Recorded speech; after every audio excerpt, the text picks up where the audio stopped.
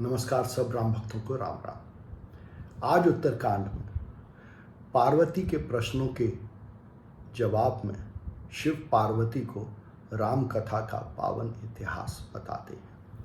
तुलसी लिखते हैं, शिव कहते हैं पार्वती से, सुनहु परम पुनीत इतिहासा, जो सुने सकल लोक भ्रम नासा। उपजय राम चरण बेस्वासा, भवनिधि तर नर बिनहि प्रयासा। शिव पार्वती से कहते हैं कि हे पार्वती, अब राम कथा, राम का पुनीत इतिहास सुनो, जिस इतिहास को सुन के सब लोगों के भ्रम का नाश हो जाता है। कैसा भ्रम? कि मैं कौन हूँ, मनुष्य कौन है, ये विश्व कौन है, इस भ्रम का नाश हो जाता है।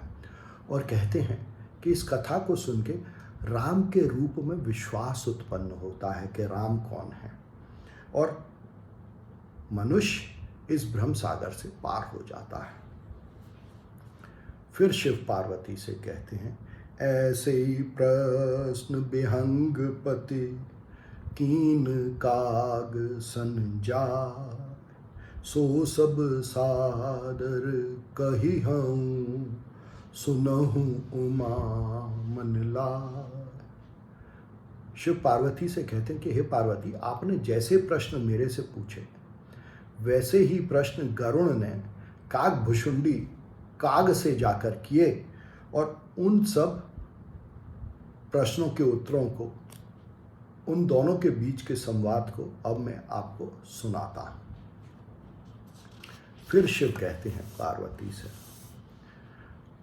कि जब शिव पार्वती के वियोग में, जब सती का देहांत हो गया और सती के वियोग में शिव घूम रहे थे, उस समय का वर्णन करते हुए कहते हैं, गिरे सोमेर उत्तर दिशे दूरी, नील सैल एक सुंदर भूरी, तासु कनकमय शिखर सुहाए, चारे चारु मोरे मन भाई।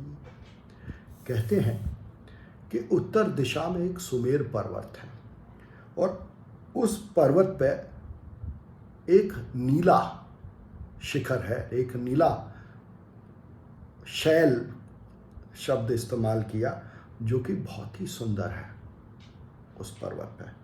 और कहते हैं कि उस नीले शिखर के जो उनकी ऊंचाइयां हैं, जो उसकी चोटियां हैं, वो स्वर्ण के समान है, और ऐसी 4 चोटियां हैं उस नीले पर्वत पे, नीले शिखर पर। फिर कहते हैं कि तिन पर एक एक बिटप बिसाला, बट पी पर पाकरी रसाला, सैलो परिसर सुंदर सोहा, मनि सो पान देखि मन मोहा।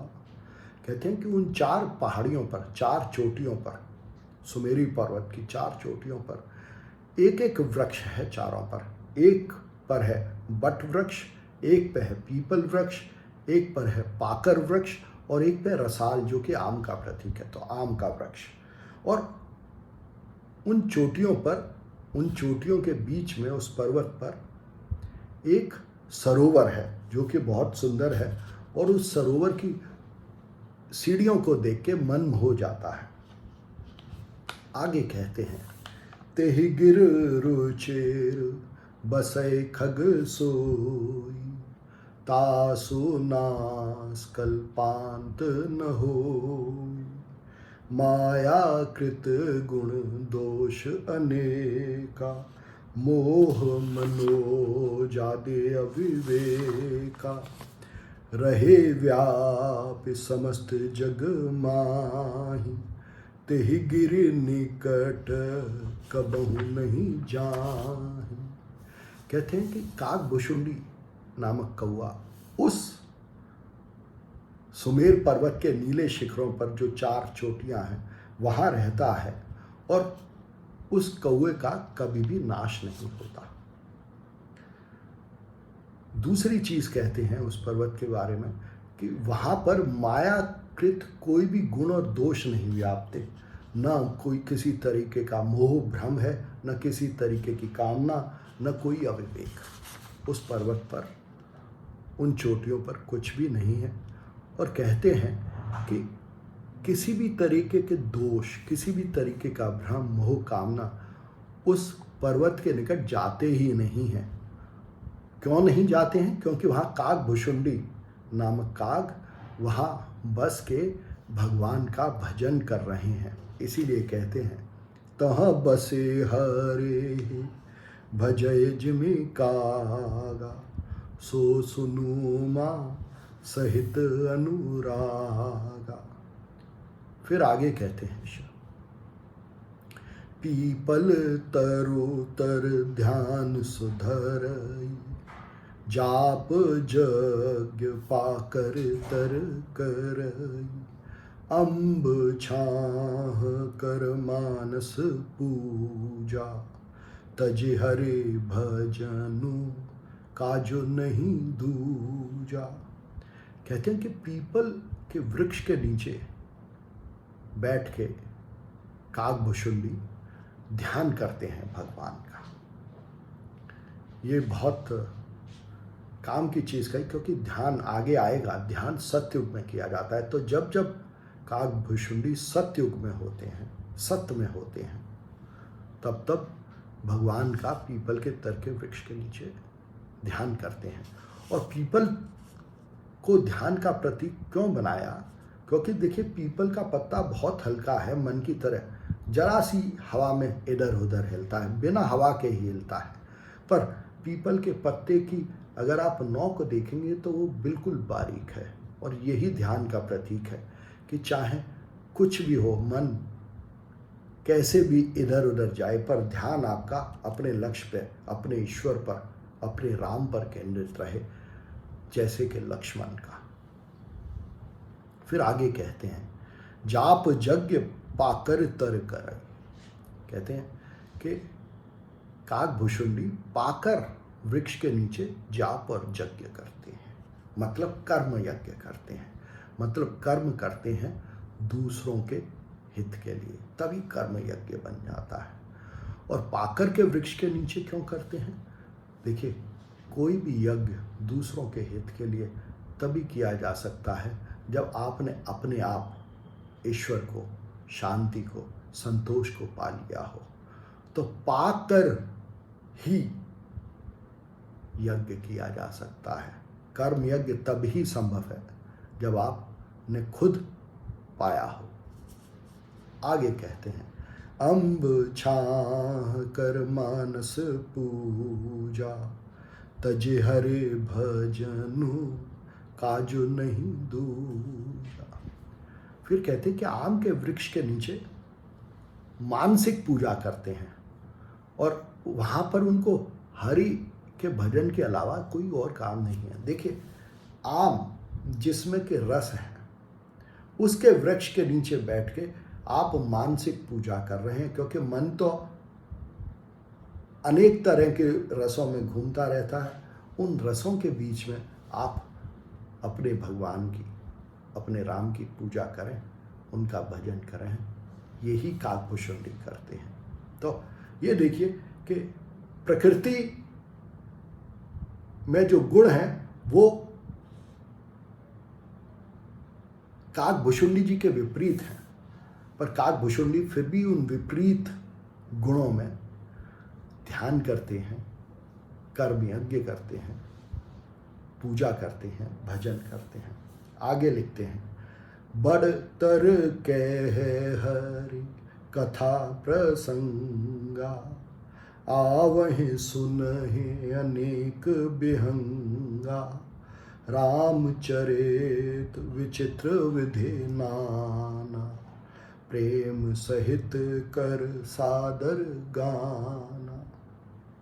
कहते हैं कि बड़ के वृक्ष के नीचे भगवान राम की कथा सुनाते हैं अनेक पक्षियों को, जो कि वहाँ आते हैं कथा सुनने के लिए। मतलब बड़ के वृक्ष के नीचे क्यों? बड़ के वृक्ष को विश्व का प्रतीक माना। ये लंबे समय तक बड़ का वृक्ष रहता है और एक विश्व के समान फलता फूलता है, एक वृक्ष के समान फलता फूलता है। इसीलिए कहते हैं कि उस संसार में बैठ के राम की कथा काकभुशुंडी जी बाकी पक्षियों को सुनाते हैं। यह ऐसे ही है जैसे कि आप इस संसार में बस के राम की चरित्र की कथा औरों को सुना रहे हैं प्रेम के साथ। आगे कहते हैं शिव, सुनहि सकल मति विमल मराला, बसहे निरंतर जे जेहि ताला, जब मैं जाए सो कौतुक देखा, उपजानंद विशेषा। कहते हैं कि वहाँ पर उस ताल पर, उस पर्वत पर जो भी पक्षी निरंतर बसते हैं वो उस विमल कथा को सुनते हैं। और जब शिवजी ने वहाँ जाके, उस पर्वत पे जाके इस दृश्य को देखा तो उनके मन में बहुत आनंद उपजा। फिर कहते हैं शिव पार्वती से, तब कछु काल मराल तनु, धरितह कीन निवास, सादर सुने रघुपति गुण, पुण्यायऊ कैलास। शिव पार्वती से कहते हैं कि कुछ समय तक उन्होंने भी उस पर्वत पर निवास किया, सुमेरु पर्वत पर, उसकी पहाड़ियों पर निवास किया और वहाँ काकभुशुंडी से राम की कथा सुनी, राम के विभिन्न चरित्रों को सुना और उसके बाद फिर वो वापस कैलाश आ गए। हम भी राम के चरित्रों को सुनकर वापस अपने घर आते हैं और घर पर आके फिर कैसे रहते हैं, क्या करते हैं, इसकी कथा अगले अंक में। धन्यवाद।